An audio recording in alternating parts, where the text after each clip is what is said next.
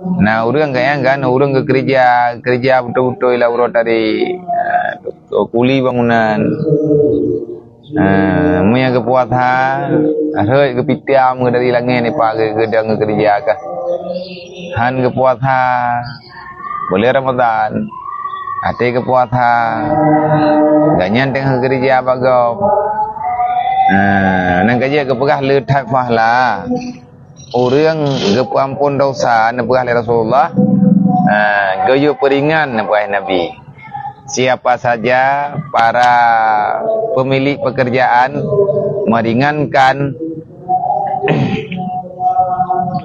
beban, meringankan beban bagi orang yang kerja baganyan sedang berpuasa, Allah Ta'ala kepampun dosa ganyan dan ke mereka apapun dosa.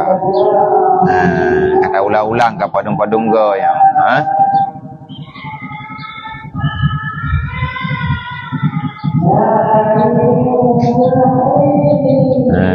jadi gepupui kerja kan hagi payuh untuk jauh ro ka geu payuh gepegahnya nak kerja ro ne hubai mangan mian kira kadari tahu ro be na buka puasa na payuh na toki mudanya na kerja ju bunga saya kaduh na kalen teboh kalen teman teboh na kerja ju tikau ro bunga tapi ada kata muronya na payuh be na buka puasa gara-gara na boleh buat nyan mena toki moden nyan akhlak Allah Ta'ala gepampun dosa ganyan dan gepeglah ganyan bapun roka. Kalian pegah dari Rasulullah. Ghufira lahu ghufirallahu lahu.